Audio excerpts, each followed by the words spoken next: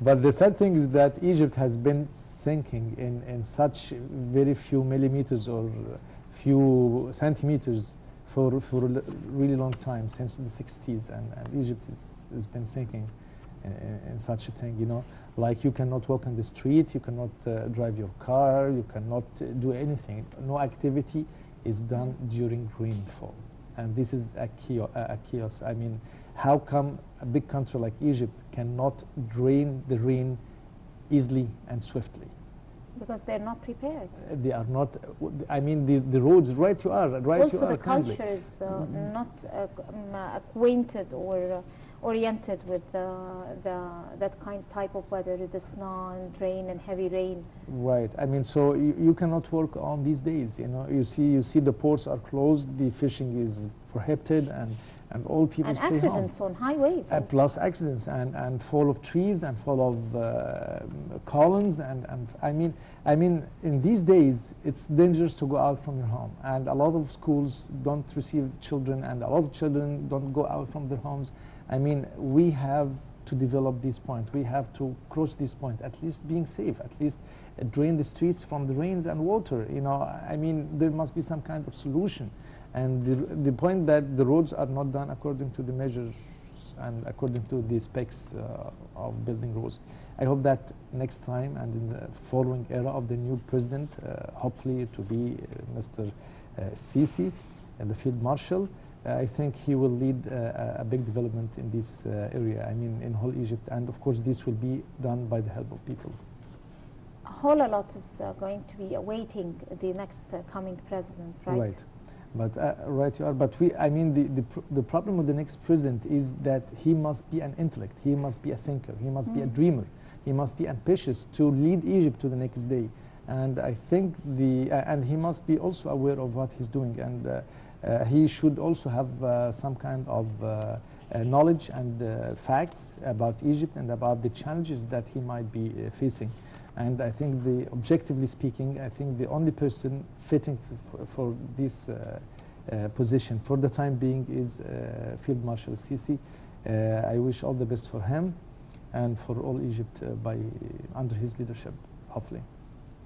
Yeah, I understand when you say that, when you talk about your own wishes, your own personal wishes for your country, for someone like Field Marshal Sisi to be leading the country maybe in the coming 4 years, you are really saying that on a personal level. And but why do we, when we, I mean, you're saying that in the media, but also all of the time the media is sort of accused of being directing people, especially when it comes to the presidential elections, and they say that everyone is directing in the media. They are directing people to vote for Sisi, and this is not true. They don't understand that we're living through or we're going through one national sense. Right. I remember that people go out in the street and ask Sisi to go to go for the elections, and I think it is a popular demand that Sisi would lead the country. And we are not just trying to pay any compliment to the man, but he's objectively speaking, he got knowledge. He's ambitious person, and he got knowledge. Knowledge means that he knows and understands the challenges that face Egypt either in the past, present, or in the coming future. And he also holds a very sensitive position. He's the Ministry of Defense, you know. So he got, and he's a field marshal. I mean, he got the top rank, he got the top position, he's on field. So he's not also seizing or trying to seize the power for just being greedy or being, you know, away of his line. Definitely not. He's a patriotic person, and we are not leading or we are not trying to impose voting for the Sisi on people, not on the country.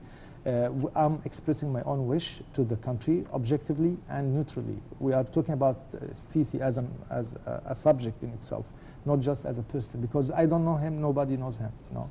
So, I mean, of course, we know him through his patriotic situation, but I mean, on personal level, nobody meet with him and become his friend to talk good or bad about him. But we are talking about Egypt, about a future of Egypt that needs a strong leader, needs a dreamer, needs a person who understands these challenges that Egypt will face in the coming era. And you are talking about a 4-year, the coming 4 years are very critical years. And you are talking about economy that needs to be boosted. You are talking about social problems that need to be solved. You are talking about a lot of problems and challenges facing the coming president. And without having a strong person understands the real facts of Egypt, and he got knowledge of what's going on, so that when he give a promise, he can fulfill it.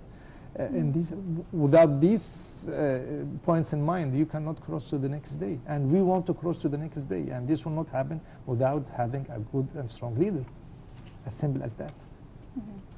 How do you see Hamdin Sabahi's bid for the president to run for presidency, and being supported by part of the Tamarrud, or the youth movement, who signed the petition to oust the Muslim Brotherhood? Now they are divided between supporting Sabahi or El-Sisi.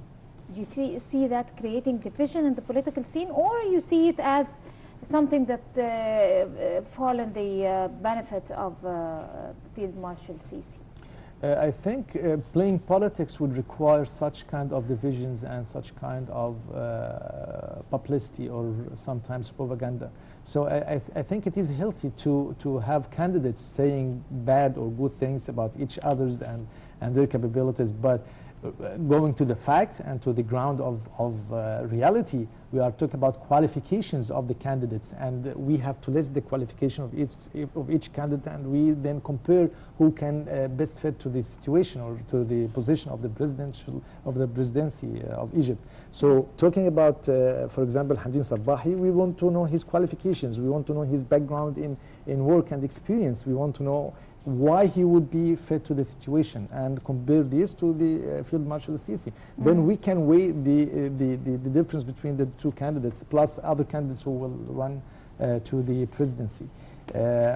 Without having this, I would say, scientific kind of comparing and trying to understand why each person is qualified enough to run, we then doing a big mistake if we didn't do that. So talking about qualifications, we will see that Field Marshal Sisi is the best qualified person to the situation. Talking about experience, we will see that Field Marshal Sisi is the best fitting for the situation. Talking about situations and leadership, we will see that Field Marshal Sisi is the best fitting for the situation. So in all kinds and types of reasons and occasions, we will find that Field Marshal Sisi is the best fit for the presidency of Egypt.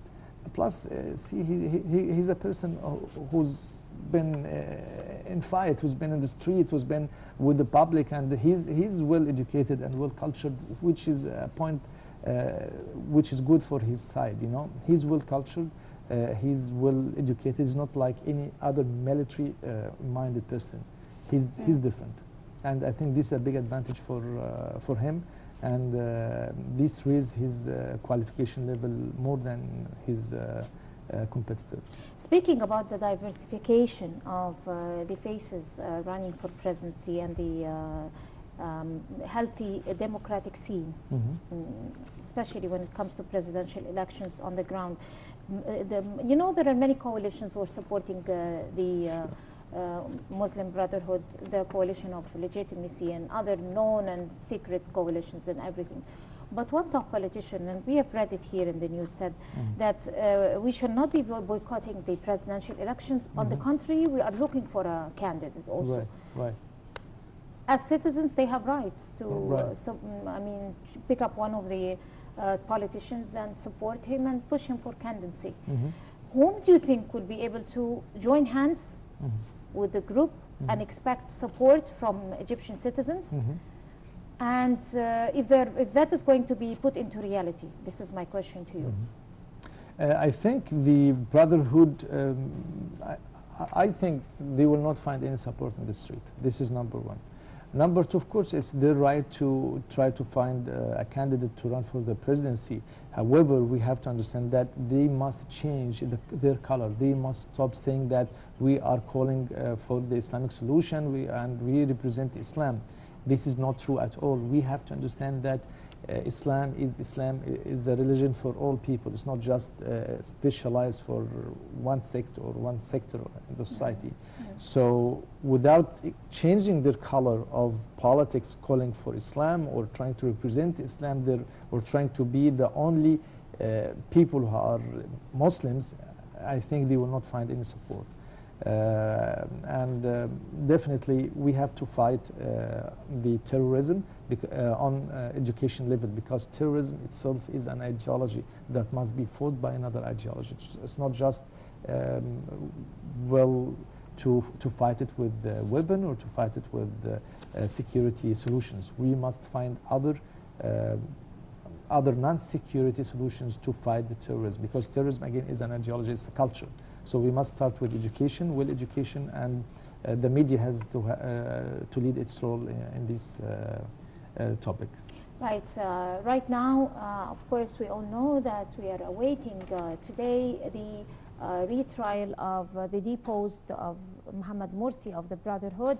There is a trial that is going to be aired exclusive for the Egyptian television.